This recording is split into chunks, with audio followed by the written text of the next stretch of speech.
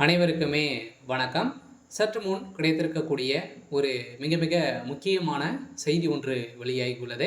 சற்று முன் அமைச்சர் பொன்முடி 12 திமுக எம்எல்ஏவுடன் அதிமுகவில் இணைந்தார். உதயநிதி செய்த சம்பவம் இது மாதிரி செய்திகள் வெளியாக இருக்குது. ஸோ அனைவருக்குமே தெரியும், திமுகவில் உட்கட்சி மோதல் ஏற்பட்டிருக்கு. சொல்ல பார்த்தீங்கன்னா திமுகவில் இருக்கக்கூடிய முக்கிய அமைச்சர்கள், அதே மாதிரி மோஸ்ட்லி பார்த்தீங்கன்னா மூத்த அமைச்சர்கள் பார்த்தீங்கன்னா திமுகவில் அதிரடியாக ஓய்வு கொடுக்க போகிறதாக உதயநிதி ஸ்டாலின் அவர்கள் பார்த்தீங்கன்னா மூத்த அமைச்சர்களுக்கு எதிராக செயல்பட்டு வராரு. ஸோ இதனைத் தொடர்ந்து தான் பார்த்தீங்கன்னா வருகின்ற சட்டமன்ற தேர்தலில் மூத்த அமைச்சர்களாக இருக்கக்கூடிய திமுக இருக்கக்கூடிய அமைச்சர்கள் அனைவருமே பார்த்தீங்கன்னா நீக்கப்பட்டு புதிய அமைச்சர்களாக நியமிக்கப்பட போகிறாரு அப்படின்ற மாதிரி திமுகவுடைய அறிவாலயம் பார்த்தீங்கன்னா அதிரடியாக ஒரு முடிவுகள் எடுத்து வராங்க. இந்த முடிவின் அடிப்படையில் ஏற்கனவே இல்லாத அமைச்சராக தான் அமைச்சர் பொன்முடி அவர்கள் இருக்கார்.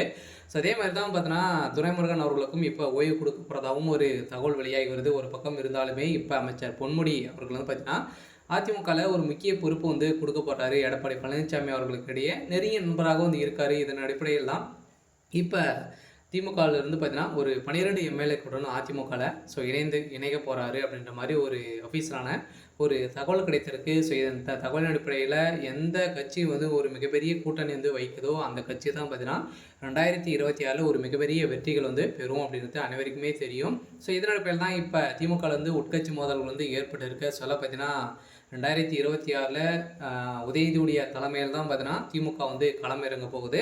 ஸோ இருந்தாலுமே உதயநிதி ஸ்டாலின் அவர்கள் பார்த்தீங்கன்னா முதல் முறையாக போட்டியிட போகிறாரு.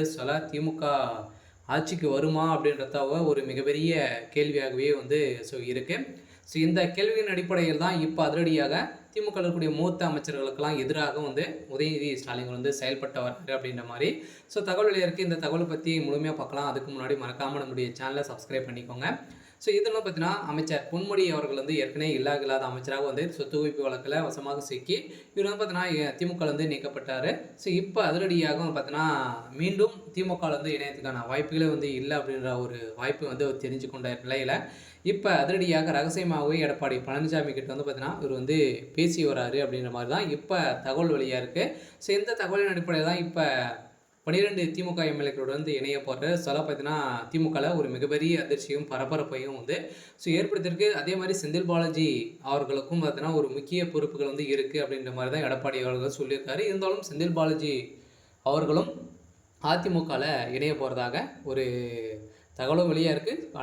நிறைய வாய்ப்புகள் இருக்குது. அதிமுக பார்த்திங்கன்னா நிறைய வாய்ப்புகள்லாம் முக்கிய பொறுப்புகள்லாம் கொடுக்க போகிறாரு இவங்களுக்கெல்லாம் பார்த்தீங்கன்னா கொடுக்க போகிறாரு அப்படின்ற மாதிரி இப்போ தகவல் வெளியாக இருக்குது. இந்த தகவலின் அடிப்படையில் தான் திமுக ஒரு மிகப்பெரிய அதிர்ச்சியில் இருக்காங்க.